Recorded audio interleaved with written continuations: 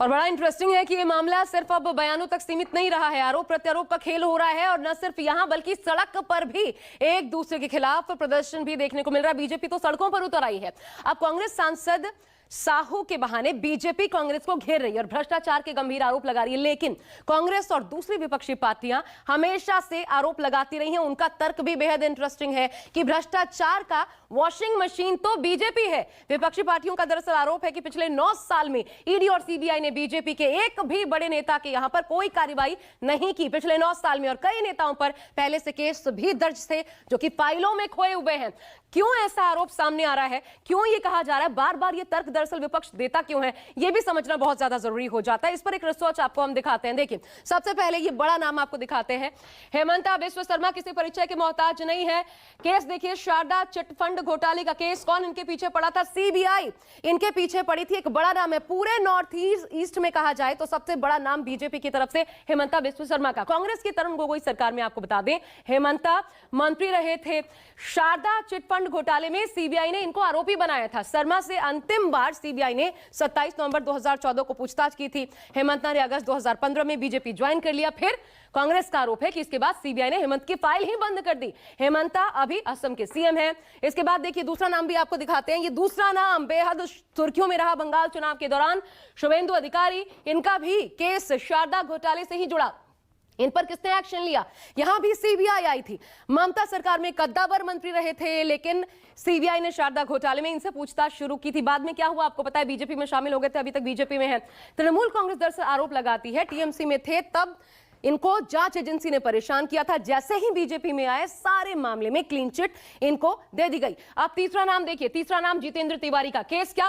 कोयला चोरी का, तस्करी का भी इन पर आरोप लगा। एक्शन में यहां पे सीबीआई इनके खिलाफ भी नजर आई। आसनसोल के कद्दावर नेता हैं जितेंद्र तिवारी। 2021 में तृणमूल छोड़ बीजेपी का दामन थामा। उस वक्त मोदी सरकार में मंत्री रहे बाबुल सुप्रियो ने इनका खुलकर विरोध किया था। उस वक्त उन्होंने कहा था कोयला चोर और तस्करों को पार्टी में लाने से नुकसान होगा, लेकिन फिर भी एंट्री हुई और बाद में इनका केस कहां गया पता नहीं। अब आइए अगला नाम दिखाते हैं। ये जाना पहचाना नाम नारायण राणे का। महाराष्ट्र से आते हैं। केस मनी लॉन्ड्रिंग का। इन पर एक्शन सीबीआई ईडी दोनों की तरफ से एक्शन हुआ। शिवसेना उद्धव गुट का आरोप है कि नारायण राणे को भी बीजेपी ने वॉशिंग मशीन में डालकर पाक साफ कर दिया। राणे अभी मोदी कैबिनेट में मंत्री हैं। बीजेपी नेता किरीट सोमैया ने उन पर आदर्श सोसाइटी मामले में हेरफेर करने का आरोप लगाया था। आरोप भी बीजेपी की तरफ से लगाए गए थे और 2019 में नारायण राणे बीजेपी में शामिल हुए, केंद्र में मंत्री बने। शिवसेना उद्धव गुट का आरोप है। राणे को लेकर सीबीआई ईडी ने जांच रोक दी है। अगला नाम आपको दिखाते हैं। अगला नाम बीएस येदियुरप्पा। इन पर क्या आरोप लगा? भ्रष्टाचार का गंभीर आरोप। सीएम फेस जब भ्रष्टाचार का आरोप लगा, अवैध खनन का आरोप लगा, एक्शन। लोकायुक्त जांच में इनको शामिल होना पड़ा। कर्नाटक में बीजेपी का सबसे बड़ा चेहरा बीएस येदियुरप्पा। भ्रष्टाचार के आरोप लगे, इसकी वजह से मुख्यमंत्री तक की कुर्सी इनको छोड़नी पड़ी थी दबाव में। 2013 के चुनाव में येदियुरप्पा ने क्या किया? अलग पार्टी बना ली, चुनाव लड़े, बीजेपी को नुकसान का सामना करना पड़ा। इसके बाद वापसी हुई, घर वापसी, और फिर जैसे ही घर वापसी हुई क्लीन चिट इनको मिल गई। अगला नाम देखिए, Praveen Darekar. Case Mumbai cooperative bank में घोटाले का। एक्शन ईओडब्ल्यू ने इनके खिलाफ एक्शन लिया था। 2009 से 14 तक मनसे के विधायक रहे और 2015 में मुंबई कोऑपरेटिव बैंक में 200 करोड़ रुपए के घोटाले में इन पर आरोप लगा। बीजेपी ने इस मामले को जोर शोर से तब उठाया था जिसके बाद ईओडब्ल्यू को केस की जांच सौंपी गई। 2016 में क्या हुआ? डारेकर बीजेपी में शामिल हो गए, विधान परिषद पहुंचे और फिर 2022 में आर्थिक अपराध शाखा ने इनको भी क्लीन चिट दे दी। तो ये आरोप ऐसे नहीं है। दरअसल एक एक करके अगर एक एक करके आप नाम देखें तो जो नाम सामने आते जाते हैं सबका यही इतिहास नजर आता है। अगला नाम देखिए, अजित पवार। केस सिंचाई घोटाला। एक्शन किसने लिया? ईओडब्ल्यू। ये भी एक्शन के दायरे में आए। अजित पवार पर 70,000 करोड़ रुपए के सिंचाई घोटाले का गंभीर आरोप लगा। 2014 से पहले बीजेपी लगाती थी। इस मामले की जांच ईओडब्ल्यू को सौंपी गई।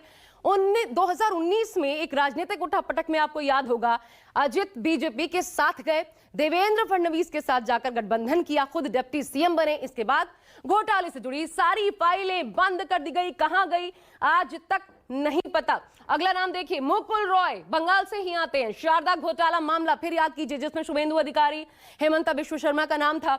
इसमें एक और नाम मुकुल रॉय का, बड़े बीजेपी के नेता, लेकिन अब फिर टीएमसी में चले गए हैं। एक्शन सीबीआई ने ही इन पर लिया था क्योंकि सीबीआई ही इसकी जांच कर रही थी। 2015 में शारदा घोटाले में पैसा लेकर चिट फंड कंपनी फेवर देने का इन पर आरोप लगा था। इसके बाद क्या हुआ इस पूरे मामले का नहीं पता, इनको भी क्लीन चिट मिली। हालांकि अब ये टीएमसी में वापस चले गए हैं।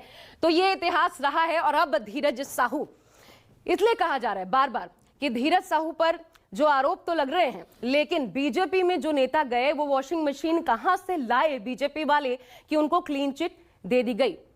अब बड़ी बात ये कहा जाता है इस देश में कि अर्थव्यवस्था जो है वो के शेप, यानी अमीर अमीर होता जा रहा है, गरीब गरीब होता जा रहा है। और ये सबसे ताजा उदाहरण सामने आया है। एक छोटा